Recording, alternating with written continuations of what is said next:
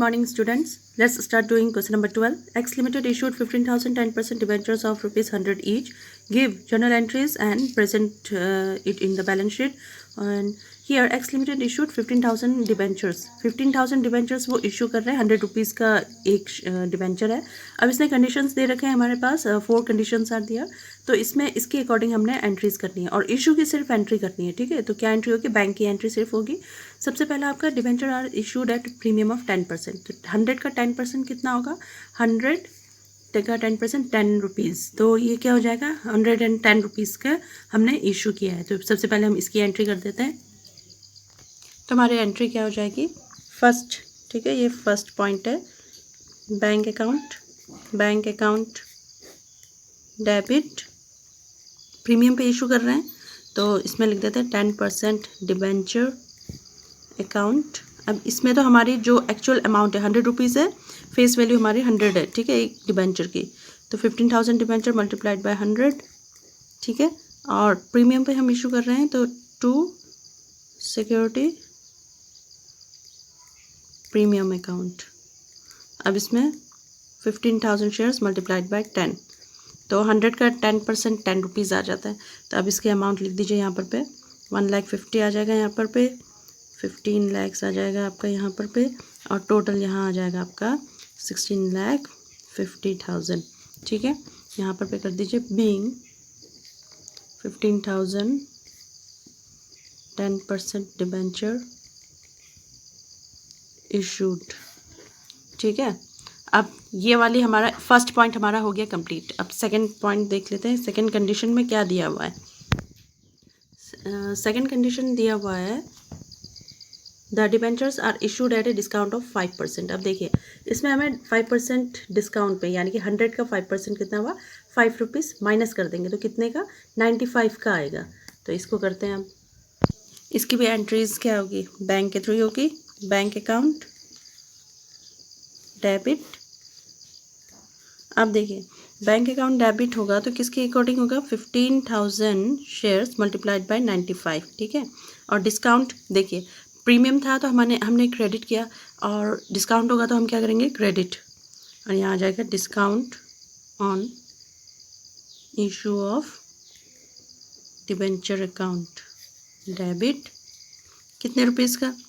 आपका 15,000 multiplied by 5. तो ये अमाउंट आ जाएगी 75,000 यहाँ, और इसे इसको मल्टीप्लाइड करके आ जाएगा 14,25,000. अब यहाँ क्या आएगा? 10% डिबेंचर अकाउंट. यहाँ आपकी जो उसकी फेस वैल्यू कितनी है? 100 है. 100 के अकॉर्डिंग आ जाएगा 15 लाख. ठीक है, और इसकी नरेशन लिख दीजिए बीइंग 15,000 शेयर इशूड. शेयर्स नहीं, debentures. Being 15,000 debentures issued at discount. ठीक है, तो ये सेकंड कंडीशन भी हमारा हो गया कंप्लीट. अब थर्ड कंडीशन क्या कह रहा है? The debentures are issued as a collateral security to bank against a loan of rupees 12 lakhs and 12 lakhs. ठीक है, अब देखिए इसमें क्या है कि डिबेंचर इशू किया लेकिन कोलेटरल सिक्योरिटी के अगेंस्ट में, मीन्स लोन ले रहा है ये, और इसके साथ ही साथ ये कोलेटरल सिक्योरिटी रख रहा है, मीन्स गिरवी रख रहा है सामान. किसी भी सामान को एज ए सिक्योरिटी रखना, बैंक से लोन लेते हो बैंक वाले भी पूछते हैं कि आप इसके साथ में गिरवी क्या रख, मीन्स मॉर्गेज कहा जाता है, मॉर्गेज. तो जब लोन लिया जाता है तो उसके लोन पूरा ना चुका सके तो फिर बैंक वाले क्या रखते हैं? उसके लैंड या बिल्डिंग, उसको भी साथ में क्या एज ए सिक्योरिटी वो रखते हैं. तो इसको कोलेटरल सिक्योरिटी कहा जाता है. जो भी बैंक से अगर लोन ले रहे हैं तो लोन लेने पर अगर वो बंदा लोन ना चुका सके तो बैंक एटलीस्ट उस लैंड या बिल्डिंग या गोल्ड जो भी उसने रखा होगा एज ए मॉर्गेज, उसको बेच करके कुछ पैसे वसूल कर सके. तो इसको हम कहते हैं कोलेटरल सिक्योरिटी. तो इसके लिए हम एंट्रीज, वैसे तो इसकी एंट्री होती नहीं है बट हम फिर भी एक एंट्री कर देते हैं इसकी. तो इसकी एंट्री क्या होगी? सस्पेंस अकाउंट करके होगी. तो debenture suspense account debit to 10% debenture account, और अमाउंट पूरी आ जाएगी. ठीक है, और नरेशन आ जाएगा being 10% debenture issued as a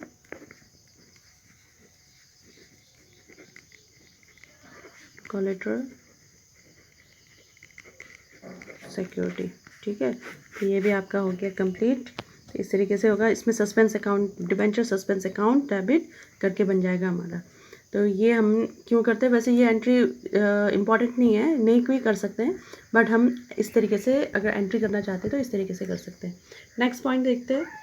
Now see, the debentures are issued to a supplier of machinery costing 13,50,000। देखिए मशीनरी अब हम वेंडर के थ्रू यानी कि कैश के थ्रू नहीं हो रहा है, हमने जैसे क्वेश्चन नंबर 10 और ये 11 है उस टाइप का है ये पॉइंट।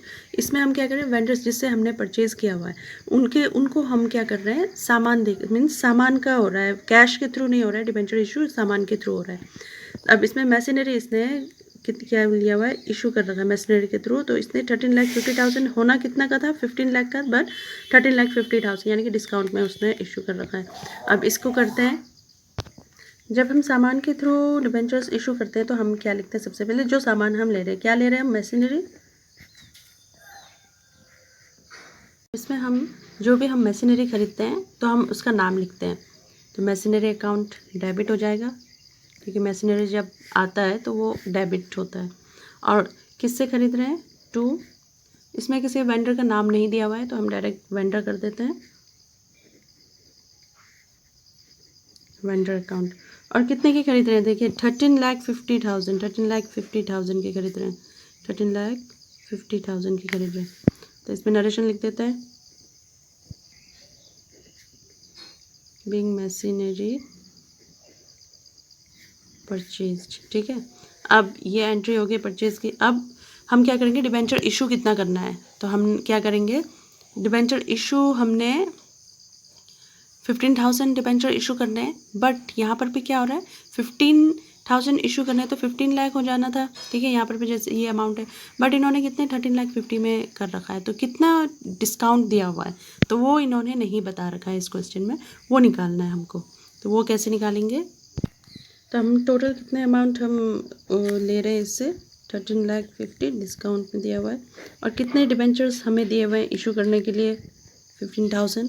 तो ये आप कैलकुलेशन करने पर हमें पता चल जाएगा कि कितना डिस्काउंट दे रखा है। तो ये कट हो गया, तो 1590 रुपीज़, ठीक है, यानी कि 10 रुपीज़ हमने डिस्काउंट दे रखा है। तो इसकी एंट्री अब करते हैं, सेकेंड एंट्री हो जाएगी इसकी, ये 1, ए कर देते हैं, बी। अब इसकी एंट्री कैसे होगी, आपका किसको वो करना है, आपने वेंडर को आपने डिबेंचर इशू करने, तो वेंडर डेबिट, और डिस्काउंट भी हम दे रहे हैं तो डिस्काउंट हमारा डेबिट हो जाता है, discount issue of debenture account, 10 rupees का डिस्काउंट मिल रहा है तो 15,010 तो हो गया। और वेंडर को हम कितना वो करेंगे, ये वाली अमाउंट आ जाएगी, ये 13,50,000, और यहाँ पर पे आ जाएगा आपका जितना होना था, टू 10% डिबेंचर अकाउंट। जो ये 10% डिबेंचर अकाउंट होता है, यहाँ हमेशा इसकी फेस वैल्यू ही आती है, 15,000 मल्टीप्लाइड बाय 100 इसकी फेस वैल्यू है वेंचर की, तो यहाँ 15 लाख आ जाएगा, ठीक है। तो ये हो गया आपका कंप्लीट। नरेशन लिख दीजिए, बीइंग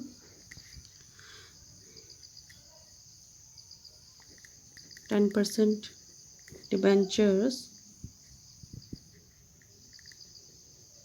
issued at 90, ठीक है। ये क्वेश्चन आपका हो गया कंप्लीट। इस तरीके से करना है इसको। Okay, thank you students.